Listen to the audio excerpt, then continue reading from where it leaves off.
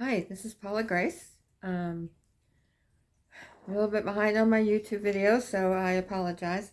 I am just wanted to kind of talk about myself a little bit, so you kind of know who this is. And yeah, I don't really need the glasses, but they're kind of fun, so I'm gonna wear them. Anyway, I talk to animals, and I also am a medium, which means I talk to those that have crossed over, and a psychic, so I can get some past, present, future, sometimes health problems, a little bit of gamut of things. I work through people's energy.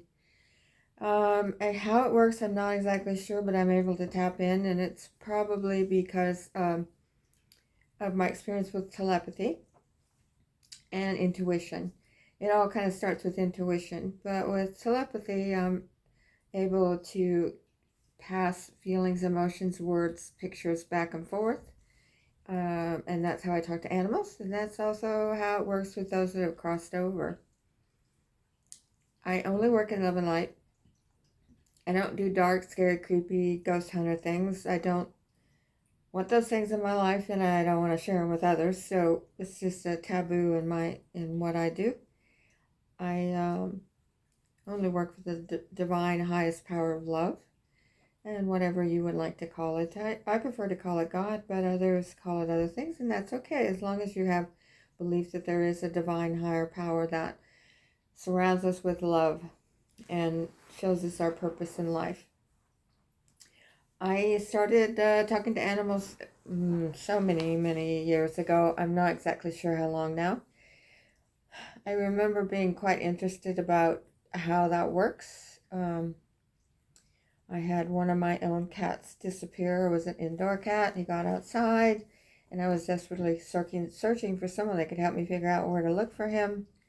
And I reached out to a few people that were animal communicators, and I didn't get very much success. So I thought from there, I'm going to learn how to do it so that I can help other people, especially in my situation where my animal's missing, and I desperately need someone to help me look where to look.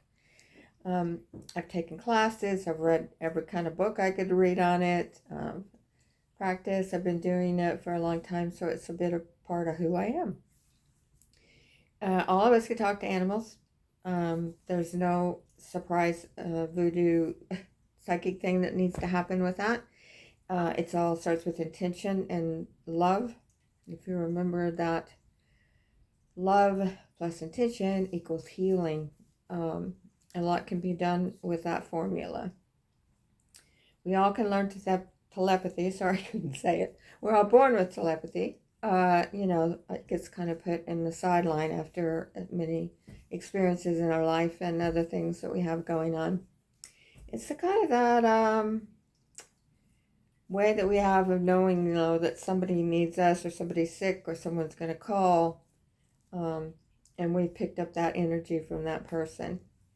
And we talk to our animals every day anyway, and you have a bond with them, so of course you talk to them. And of course they hear you. And of course they talk back to you. And it's not just your imagination. Yes, you are hearing them talk to you. It takes a little bit of practice. It's a little harder to talk to like my own animals as opposed to some other persons, just because and we all have such a different bond with our own animals. And then sometimes I'm not sure if I'm hearing it or if they're really talking to me, but I pretty much have learned with my animals kind of what they're trying to say to me. And it does make life a little bit easier sometimes. um, Everybody can learn how to do it. It's just practice, practice, practice. Taking classes like I did helped a lot to be with like-minded people, and reading all kinds of stuff and trusting your intuition. That's that gut feeling that we get when we know something's right or something's wrong. The more we trust that, the more it develops. And a lot of what I do involves intuition, and we all have that as well. And that's something that we can develop by just paying attention, to that. Like maybe I shouldn't go out today, or maybe I should take a right instead of a left today to go a different direction. And then we find out later, maybe there was an accident or some situation that we kept ourselves from getting involved into something. that maybe wasn't particularly good for us at the time. Classes help. Being around like-minded people help. Reading really helps in light, to different people's processes and how it works. For me, especially when I meet an animal for the first time, I do work through their person's energy to kind of know a little bit more about their personality. But it's also about opening up my heart.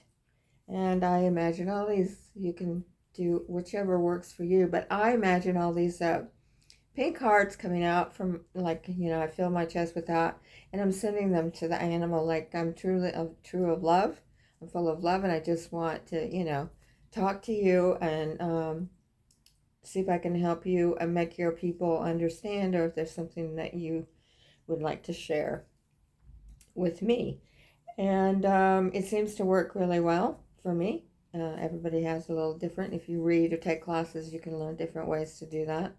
But that's how I start. I pretty much can talk to most animals, fish, birds. That's what I started with, was birds. I would go outside and sit quietly and just take a few deep breaths and just kind of relax. And I'd close my eyes and I would just picture chickadees, for example. And I would say, are there any chickadees about? And then I would take a nice deep breath, exhale, open my eyes, and the chickadees would start to show up. This is an honest, true story. I would close my eyes and ask for woodpeckers. And then pretty soon I'd hear the peck, peck, peck. And then I'd see one or two fly, where they could see me. Hummingbirds. I used to go to the window inside and ask if there was any hummingbirds about. And as I pictured them in my mind, a hummingbird would come up to the window, even in the nastiest day or the coldest of winter. That's when I kind of realized, hey, there's something to this. This does work, and it really does work. You just have to have the love and the intention to make it go forward. I can do a lot with that. I can, pick up some things that are going on with the animal. I've learned over the years, too, that a lot of the animal's behavior problems is their people, sadly to say, but that's honest, or their diet brings a lot of behavior issues, too.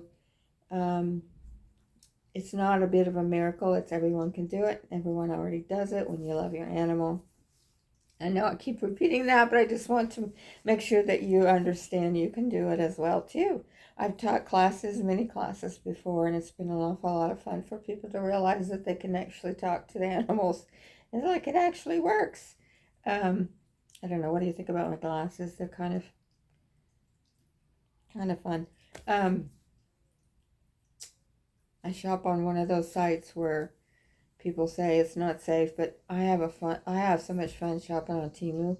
I'm not advertising Temu, I'm just saying that's where I got my glasses from. And they have such fun stuff on there. I can't hardly help myself. Anyway, enough on my shopping habits.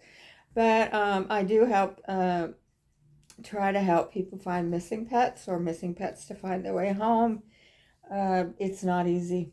And it takes an awful lot of experience to do that.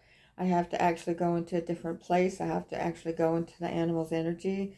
And it's hard because a lot of people expect a lot of information, just like I would have had someone been able to help me when my cat was missing. But it's hard for me because I can only pick up, I can share what I'm seeing, what the animal sends me that he's smelling, what he can hear, the landmarks.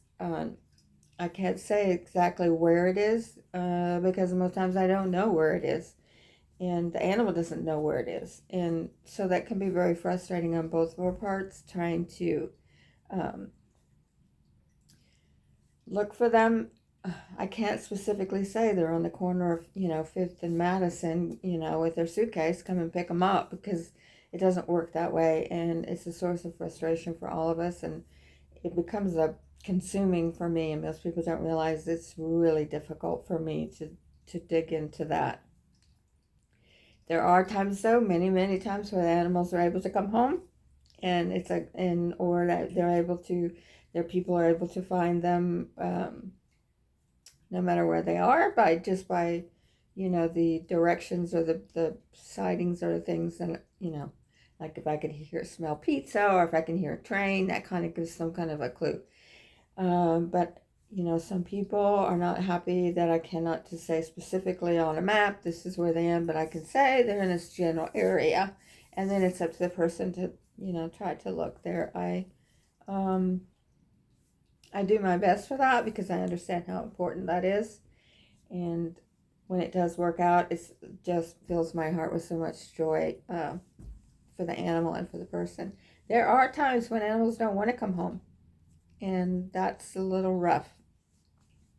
There are times where they want, different adventures, or they want to be with a different person, or, they fall in love with someone down the street and that's where they want to stay. But I do my best to try to make sure that, it's related between the two parties, the people and the animal, as to what, is going on. I always say I'm human.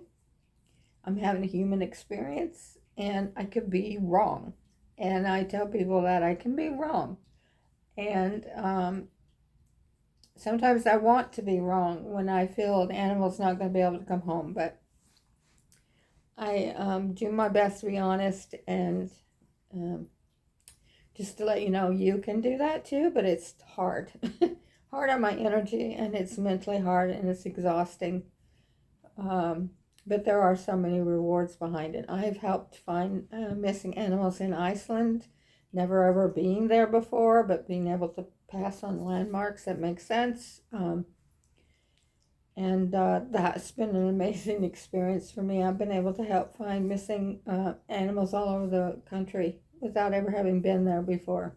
I do also, because of that, I can help look for missing people. That one's difficult too, very difficult, but not impossible. So, yeah, I wanted to share just a little bit about me, and I went on too long, and I'm sorry, so I'm going to cut this short so we can talk again later about some more about me. I hope that you're having a good day. I will always continue to remind you to find joy in every day, even if it's something quite simple, a cup of coffee, a cup of tea, a nice long soak in the tub. Just got to find joy, because there's so many challenges and there's so much wrong in the world, and our life goes by just fast. I'm telling you, fast. And before you know it, you look back and you're like, well, all I did was work. And you don't want to have regrets that you haven't had fun, that you haven't laughed, that you haven't worn silly glasses, silly hats, silly socks, whatever. It's too short. Life's too short to be serious and not enjoy it. So enjoy, friends. Enjoy. And God bless you all. And we shall talk again soon. Thank you.